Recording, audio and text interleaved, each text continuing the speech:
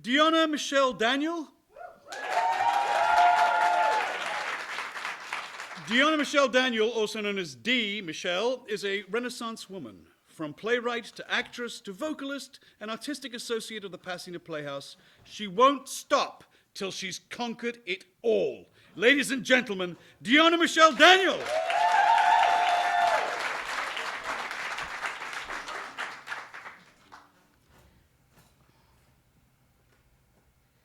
The other night, dear, as I lay sleeping, I dreamed I held you in my arms. As I awoke, dear, I was mistaken. So I bowed my head and I cried. You are my sunshine, my only sunshine. You make me happy when skies are gray.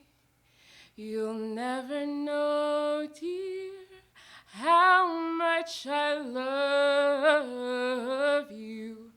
Please don't take my sunshine away. This lullaby before bed won't suffice. It doesn't hold you in the same way as his hands did. It's 11:15, and here you are, sitting in your bed with a jar of peanut butter and a weighted blanket to smother out all the feelings, humming a tune you both sang to each other because you're hoping it will make you cry at this moment. Lying beside you is a box of Ritz crackers. You wearily open the window to be greeted by a thud of rain pouring. You think, God, give me some thunder, just a little bit of thunder. It would make this sadness just that more potent, that more movie-esque. Like you were in a silent film, but one of the good ones where the moving picture makes you feel like you can hear each and every sound, though there is none.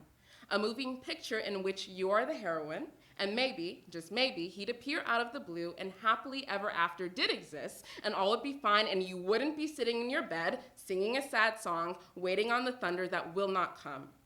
You remember, this is not North Carolina, where thunder shakes the house on a frequent basis. This is California, and it's miles and miles from the place you call home.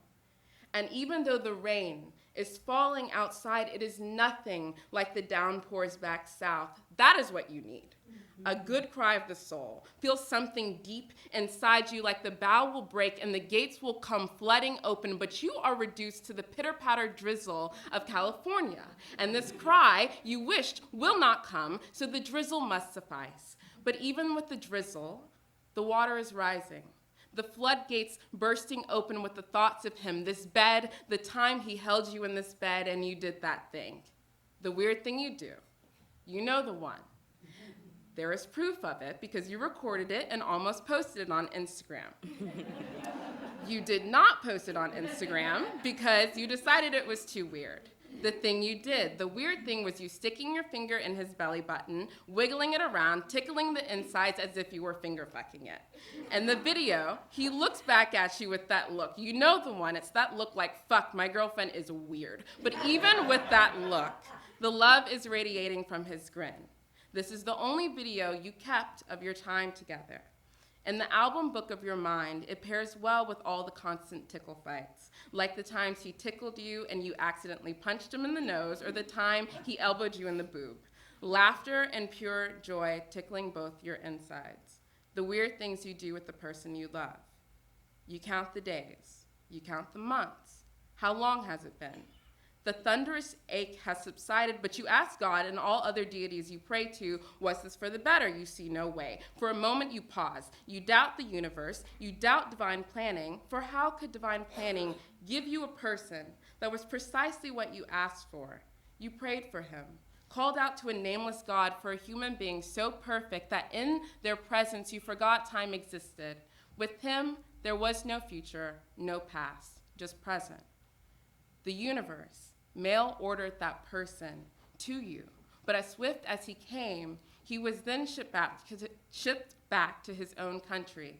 a sea dividing the two of you, the Atlantic playing tug of war with your heart. Two broke artists at the beginning of their lives finding each other in LA, of all places. Maybe, had you met in Paris, it would have been more romantic. Maybe in New York, more tragic, but LA? You ask the universe why, and there is radio silence. All you are left with is being stuck in the ground zero of where you both crossed paths. He is gone, back to France. Somewhere in all of this, you truly believed that you would go back with him to this distant land. Why would you not? Girls were taught this from childhood, taught their prince would come. Maybe you are different. The princesses of your childhood did not look like you. They looked nothing like you. Snow White, Ariel, Belle. Thank God little black girls finally have Tiana. In your childhood, the only girls who got saved were white. Maybe this explains why when you were 6, you spent the entire summer outside thinking if you stayed in the sun, you would get lighter.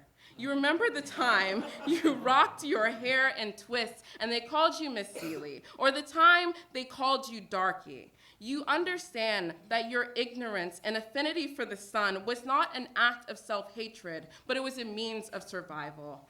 Thank God for the sun. Now you thank it for the tint, the tanning, the change in hue each summer. Now you greet the rays with a smile. You think, is this what healing feels like? You pause. You realize you've been speaking in the second person all along because the acknowledgement that there once was a fairy tale that you could believe in does not end with happily ever after, nor with you being crowned and coronated or popping out babies in a distant land. It ends with fuck yous and block numbers and wondering if somehow all those miles will dissipate one day and someday you will pass him on the street of some city both of you both never have been to, and fate collides you back into his arms. But he has moved on, I tell myself. And at that moment, I've realized that I have entered into a relationship with a ghost. Once there, but now dead. Every part of this longing, a haunting. Don't love ghosts, I tell myself. Haven't you seen the horror movies? It never ends well. And I'm sure an auntie somewhere warned children of this, tried to protect them from the yearning that comes from a love turned apparition, warned them not to cling to the past. Somehow aunties always know, I guess from past experience. I exercise my heart, cast out the demons of memories running rampant like Dante's Inferno of the mind. I transubstantiate myself, turn my own tears back into wine, and drink myself whole again, coming home to myself, coming back to myself. I never knew I was lonely until this moment. I think, is this what healing feels like? But then again, there is just that one memory that I can't pray away. I'm back, thinking about the time he loved me in this bed. I did that thing, the weird thing I do, remembering how his face was annoyed, but we were both so high on life that mid-frown, he broke out into laughter because he looked at me. And I know that look. The look like, fuck my girlfriend is so weird, constantly tickle fights held in this bed. Those memories I don't want to wash away, and it's still drizzling outside. The tube of peanut butter is almost cleared out, and the tears will not come.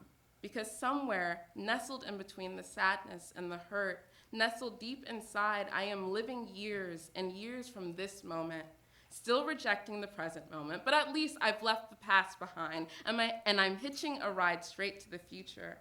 Sometimes, even my future self will think about us only for a second. Think about two worlds colliding, an ocean, and false borders that kept us apart. No form of 2019 modern technology could help to make the distance less far. No form, how the distance ruptured and split two souls who felt as though they had met multiple times before. Future me is old, wise. Mother to daughters, daughters who had daughters. I, a grandmother, just like my grandmothers, carrying on the legacy of strong women. Future me lives in a world decades from now, a world we cannot imagine, for the future is unknown, only crafted from hope. One day in my future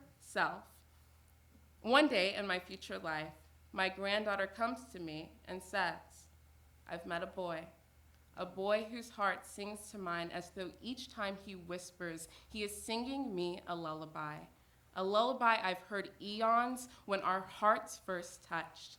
I met a boy, and we danced under the stars that shot across the sky, etching out a constellation just for us, or so it seemed.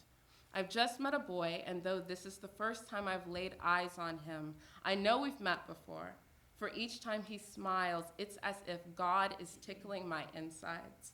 But he has just left on his ship, and the distance that keeps us apart, for he is all the way on Mars, and I am bound to Earth.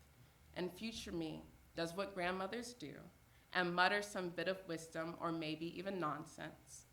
How good it is to love, to be loved, if only for a second, to know that somewhere across this universe, you have a mirrored heart, and even if just for this moment, you loved and they loved in the vastness of the universe.